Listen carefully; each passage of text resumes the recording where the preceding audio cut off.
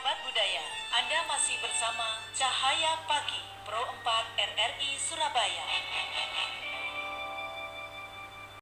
Bersama Ustadz dan Ustadzah penyuluh agama Islam Kemenang Kota Surabaya.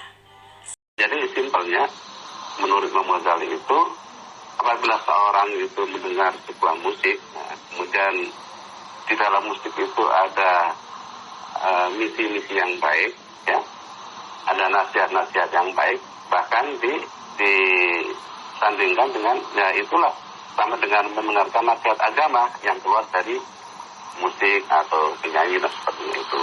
Jadi seperti itu pandangannya. Ada yang betul-betul mengharamkan secara mutlak dalam bentuk agama itu, ada yang kemudian makruh dan ada yang ibaha atau boleh dengan catatan tentunya. Ya. Apa catatannya? Ya. Boleh dengan catatan itu, yakni musik itu tidak menjurus kepada hal-hal yang maksiat. Ya, musik bukan untuk pengantar untuk minuman keras atau untuk menambah situasi kemaksiatan jadi semakin seru. Itu jelas nggak boleh, ya, itu haram. Kemudian musik yang mungkin di situ iramanya atau liriknya atau ya gaya menyanyinya itu kemudian erotik atau disertai dengan macam-macam itu yang menciptakan fitnah, itu tidak boleh.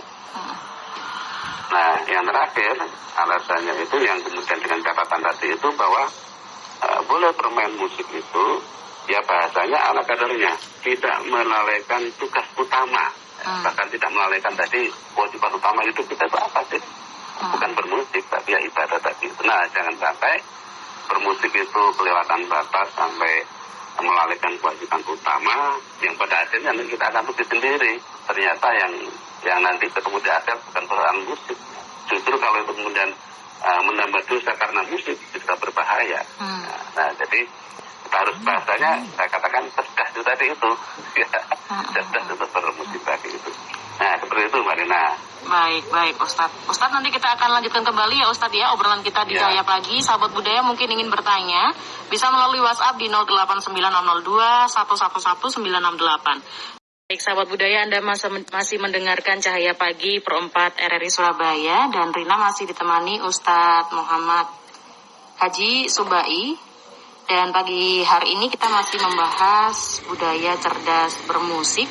Ustadz, kita kembali lagi bacakan WhatsApp dari sahabat budaya. Pertanyaan berikutnya Ustadz, bagi yang wes kadung seneng gitu ya Ustadz ya, kalau dalam bahasa Jawanya seperti itu ya, udah terlanjur suka sekali sama musik, terutama sahabat budaya yang sekarang ini masih muda-muda begitu ya, kaum milenial begitu ya Ustadz. Seandainya tahu atau sadar bahwa bermusik atau mendengarkan musik ini bahkan yang biasanya suka nyanyi ini adalah bukan hal yang sangat penting dalam hidup. Nah, terus bagaimana cara untuk bisa tidak memprioritaskan dalam bermusik ini sendiri dalam kehidupan sehari-hari, Ustadz? Baik, Mbak Dina, terima kasih. Ya. Bagus sekali pertanyaannya. Nah, memang sejak awal tadi itu ya musik sangat mudah kita dapatkan, bahkan kalau dikatakan adalah sisi lain dari bagian kehidupan kita. Selalu bertemu dengan musik, bahkan sampai menggandrungi, bahkan tidak menjadi penyanyi dan lain sebagainya. Nah, bagaimana kemudian kalau bahasanya kalau suatu saat kita kemudian menyadari betapa itu tidak terlalu penting, maka apakah mungkin bisa untuk mengurangi atau seperti apa? Misalnya saja kalau sampai pada pas misalnya keputusan terakhir meninggalkan sama sekali, kalau memang itu niat ya boleh-boleh saja, bisa-bisa saja, ya kan? Kalau bisa meninggalkan itu sebuah ikhtiar ya untuk kemudian tidak kena dampak buruknya nyanyi-nyanyi itu boleh-boleh saja. Tapi bisa tergantung pada niatnya. Innamal a'malu binniyat. Mengerjakan sesuatu amal, keinginan sesuatu itu tergantung pada kuatnya keniatannya. Kalau niatnya untuk meninggalkan hal yang sebagian ulama mengatakan nahwun tadi itu ya bisa tentunya. Dengan cara apa? Ya tentu kita dengan cara membiasakan tidak terlalu terlibat jauh. Gitu. Kalau terlalu terlibat jauh ya dikurangi begitu. Kalau belum terlibat jauh tidak usah menyebut terlalu jauh, nanti malah susah untuk kemudian kembali. Maka kita dengan biasa kebiasaan membatasi waktunya dan sebagainya, insya bahwa nanti kalau kita sungguh-sungguh untuk kemudian menghindar dari sisi negatif, nah mungkin itu akan menjadi keputusan kita, itu akan bisa kita lakukan dengan membiasakan. Jadi akhlak sehari-hari itu membentuk sebuah akhlak sesungguhnya, karena salah satu definisi akhlak itu adalah ada tujuh roda, suatu kehendak yang diikuti yang terus menerus secara rutin, ya kebiasaan yang diikuti terus menerus. Kalau kebiasaan yang diikuti itu menyanyi terlalu jauh, mungkin nanti ini bisa melalaikan. Baik. Tapi kalau kemudian yang baik dibiasakan, kita akan menjadi yang baik. Seperti itu, Mbak. Baik, Ustadz. Ustadz, ini ada permintaan dari sahabat budaya dari Muhammad Abdul Aziz. Ini bisa Ustadz Subai bisa mencontohkan nggak lagu-lagu Roma yang dibolehkan, mungkin bisa juga dipraktekkan langsung kan? Oh enggak, Ustadz. Tapi saya ya sedikit tahu liriknya, misalnya yang kita kenal dengan lagu-lagu buah nasihat juga. Ada lagu-lagu keramat yang dinyanyikan oleh Roma Irama itu.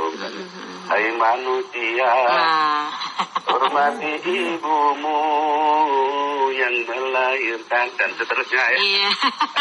Sudah terjawab ya, sahabat budaya ini pengen dengar suaranya Ustadz Subai. Baik Ustadz, kita bacakan lagi WhatsApp dari sahabat budaya yang terakhir nih Ustadz, pertanyaan dari sahabat budaya. Bagaimana kiat bagi yang suka musik mendengarkan lagu, bermain musik, bahkan pencipta lagu ini agar tetap aman, bahkan memperoleh nilai-nilai kebaikan dalam bermusik? Monggo. Baik, ini barangkali endingnya ya. Dengan ini. Jadi bagaimana kiat kita agar kita kemudian yang sudah sering akrab dengan musik, kemudian menggeluti bidang musik, maka kita harus bahasanya itu bijak ya di dalam bermusik ini.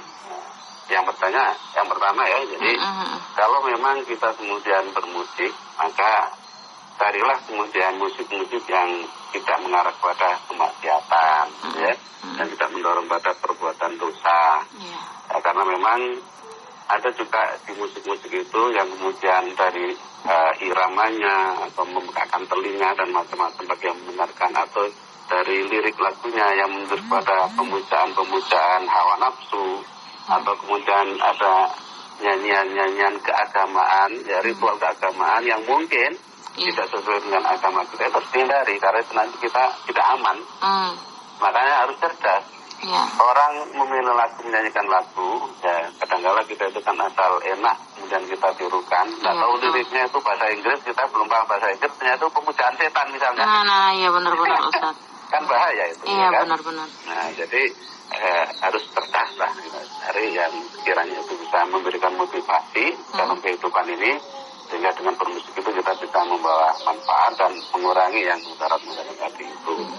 Kemudian tidak boleh ada fitnah ya yang mendorong untuk berbuat dosa tadi itu.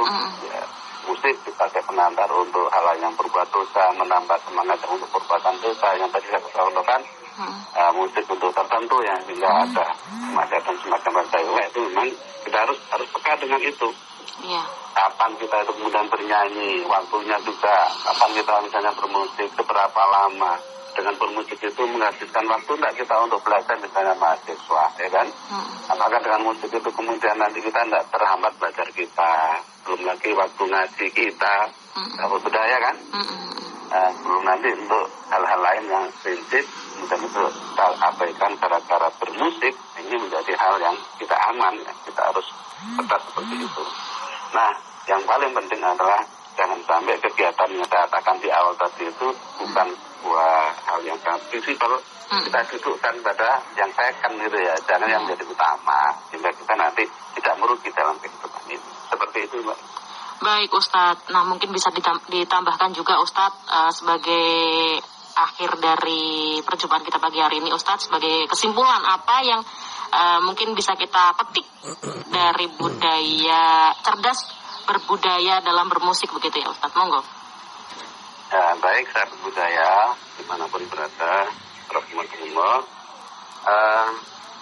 Memang kita lagi dalam kehidupan kita memang bisa untuk menghindar dari musik. Maka sekali lagi kita harus cerdas, ya cerdas bermusik, jadikan musik itu sebagai ya sesuatu yang sederhana saja, ya.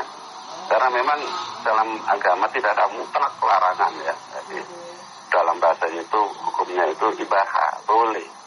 Ya. Misalnya kalau ada gitar atau apa, itu sesungguhnya ya bukan gitarnya itu yang kemudian haram, itu kan alat. Ketika dimainkan itu, atau bedanya begini, kan? Ya, misalnya ada orang pegang golok, ya. Golok ini apa sih hukumnya? Ya boleh mau dipakai apa gitu kan, ya. Kalau dipakai untuk kejahatan menjadi haram untuk menggunakan itu. Tapi kalau untuk kebaikan, untuk ya mengupas, buah dan sebagainya, bagaimana pun tidak, itu akan menjadi baik. Nah, artinya sekali lagi bahasa membudayakan cerdas di dalam bermusik itu adalah dengan pertimbangan-pertimbangan. Tentu kita sebagai generasi muslim itu kita punya tujuan yang utama. Ayo kita jaga, jangan sampai kemudian tujuan utama itu kalah dengan kebiasaan-kebiasaan yang tidak penting, walaupun itu dibutuhkan misalnya pada satu ketika, pada satu titik, yaitu bermusik. Jadi bermusik secara cerdas, ingat waktunya, jenis lagunya, ya. Kalau semuanya itu mendorong untuk semangat, ya, semangat perjuangan, itu boleh-boleh saja. Seperti mana tadi saya sebutkan tadi, lagu Sang Surya bagi Muhammad yang merupakan spirit, lagu Indonesia Raya untuk Indonesia merupakan spirit, ya lawatan untuk ormas tentu menjadi spirit. Nah, hal seperti itu boleh, dan lagu-lagu yang punya nasihat untuk kebaikan kualitas hidup kita. Insya Allah dengan seperti itu kita menjadi generasi milenial, sahabat yang cerdas dalam bermusik. Musik tidak melalaikan kewajiban utama dalam kehidupan kita. Seperti itu, Mbak Ina. Baik Ustadz, terima kasih banyak atas waktu dan juga ilmu yang sudah dibagikan ya Ustadz. Insya Allah kalau ada waktu yang lebih baik lagi kita bisa kembali menyapa sahabat budaya di Cahaya Pagi edisi berikutnya ya Ustadz. Terima kasih. Baik, sahabat budaya, karena waktu sudah habis ya di perjumpaan kita Cahaya Pagi edisi hari ini, saya dan Ustadz Subai harus pamit undur diri. Wassalamualaikum warahmatullahi wabarakatuh. Waalaikumsalam warahmatullahi wabarakatuh.